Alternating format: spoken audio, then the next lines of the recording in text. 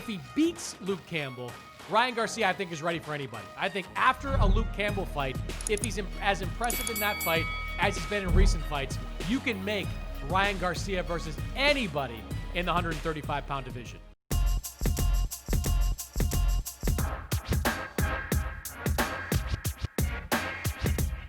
Welcome to Jabs on Dazn. Sergio Julio Cesar Chavez Jr. said his career will continue, and he's targeting Gennady Golovkin in 2021. What do you think about that?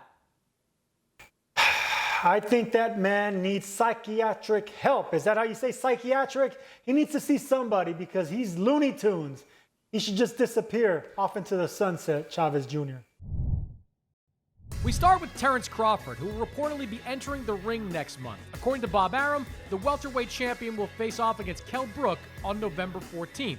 Crawford currently sits at 36-0 and has not fought since December of 2019. Sergio, what can Crawford prove in a fight against Brook?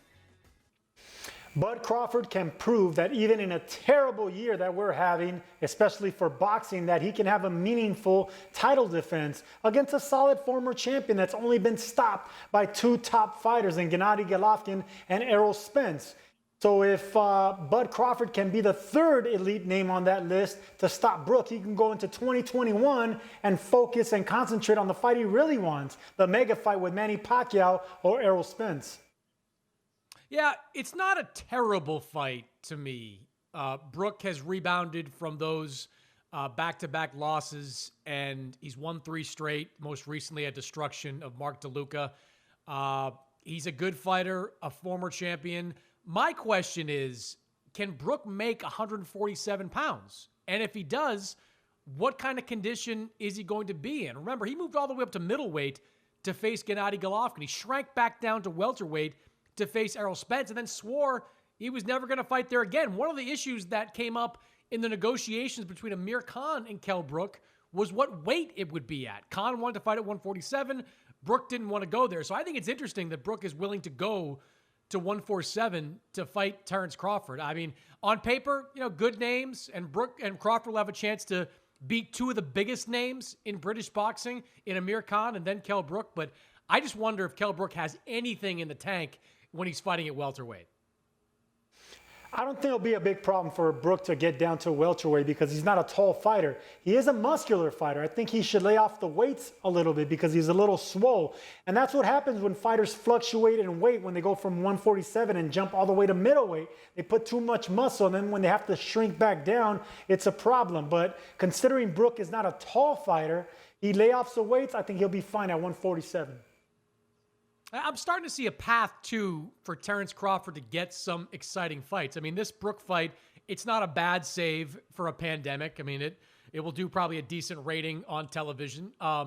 If he can get one of the PBC guys into the ring in the first quarter of next year, that would be huge. Doesn't have to be Errol Spence. We'd love to see Errol Spence, but if that doesn't happen, whatever. But whether it's Sean Porter or somebody else, if he can fight someone in the first quarter of next year and then go into the fall of 2021 against maybe the winner of Josh Taylor versus Jose Ramirez, you could get some momentum for Terence Crawford, who really hasn't had much of it during the last few years.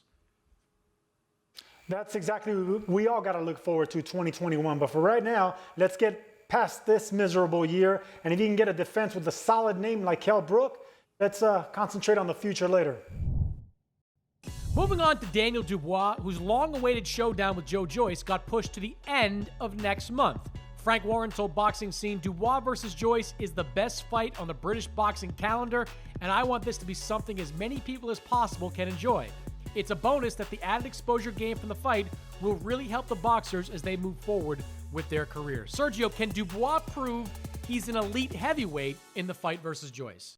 No, not elite, not yet. But this is exactly the type of fight you want when you have a fighter about 15-0, 16-0. Well, Joyce is a silver medalist, so he has that background behind him, and he's 35 years old, so they're moving him a little bit faster. Dubois, as big and strong, as imposing he is, He's had some fights with Richard Lartey where he got in a firefight. He looked a little bit susceptible. So this is the right fight at the right time by two big men, two huge men, and the winner can move on, and the loser will take a step or two backwards. But that fight will prove that they're ready for the elite, for the giants, for the titans in the heavyweight division. Yeah, it's the right fight for Daniel Dubois, who I think is one of the better prospects in all of boxing, not just the heavyweight division. I don't know what I think about Joe Joyce. I mean, he's, got that silver medal. He's a big guy, but he's kind of lumbering. He's kind of slow. I don't know if he has some of the natural skills. In fact, I know he doesn't have some of the natural skills of a Daniel Dubois. I think Dubois' speed and precision power is going to be a big factor in this matchup, but it is the perfect fight for Dubois. You beat a guy like Joe Joyce, and you're ready for that next challenge. And if you're Frank Warren and Daniel Dubois, you're not really all that worried about getting in the title mix in 2021. I mean, the titles are going to be tied up for most of 2021. You're hopefully going to get a showdown between Tyson Fury and Anthony Joshua. That may be for the Undisputed Championship. You got mandatories that both fighters will eventually have to take care of. This is a great fight for Daniel Dubois, who can then take the next step forward against some other ex-champion. Maybe it is a Deontay Wilder at some point. Maybe it is an Andy Ruiz at some point. He can take that next step if he gets past the challenge that is Joe Joyce. I see what you mean when it comes to Joe Joyce. I wasn't really too impressed when I watched the first tape on him, but then I started seeing him fight fighters like contenders like Bermain Stervin, and when he fought Brian Jennings, and then I was a little bit more impressed. He was hurt to the body with Jennings, I believe in the first or second round, but he was a little bit showboating because he's athletic. He's not the fastest. He is powerful, but he doesn't have that cracking one punch power, but he is athletic, he is smart, and he has that Olympic pedigree. He's not great to look at, but he gets the job done. I think Joyce will be a big test for Dubois, and I would probably put him the favorite in that fight because he's a little bit more athletic and he uses the ring with his feet a lot more. Good fight. Glad it's on the calendar. And finally, Ryan Garcia versus Luke Campbell is official. It has been set for December 5th with the WBC interim lightweight title on the line. Garcia faces his toughest test to date in the gold medalist. Garcia said Luke's record speaks for itself, but I'm ready to prove the doubters wrong. This is my era now, and December 5th is just the start of it. Sergio, what would a win over Luke Campbell do for Ryan Garcia? It'll mean that Ryan Garcia is officially a top player in the loaded division, lightweight division. And October is going to be a great year for lightweights because we're going to get the fight with Loma and Lopez next week. We're going to get Gervonta Davis at the end of the month. And then we're going to get Devin Haney, who's right outside the lightweight division, but still an exciting player in November. So we're going to find out the creme of the creme, and Ryan Garcia is now one of them players. Yeah, I like this fight as much or more than I liked Ryan Garcia versus Jorge Linares. Linares had more of a pedigree, and he fought on Ryan's last card, so you had some symmetry there. But Luke Campbell is the real deal. I mean, Luke Campbell has only been beaten by the best. I mean, when you look back at the fight with Linares, when he got knocked down, got up, fought his way all the way to the end, fought tooth and nail with Vasily Lomachenko recently, he's got the goods. He's a real strong fighter, and he's going to present challenges that Ryan Garcia has rarely, maybe not ever, has seen before. I mean, Luke Campbell is not going to be someone that gets caught right away, like Francisco Fonseca was caught right away. Campbell's going to box. He's going to give you angles. He is going to show us what kind of boxer Ryan Garcia really is. And if he beats Luke Campbell, Ryan Garcia, I think, is ready for anybody. I think after a Luke Campbell fight, if he's as impressive in that fight as he's been in recent fights, you can make Ryan Garcia versus anybody in the 135-pound division.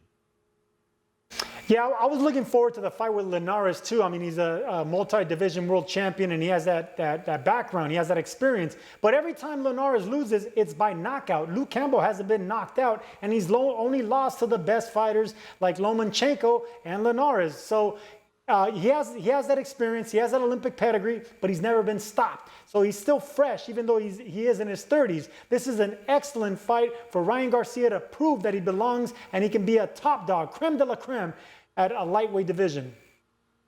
And don't forget, Ryan Garcia on a recent ranking, was listed the 12th most marketable athlete. Where were you ranked as marketable athletes go in your heyday, Sergio?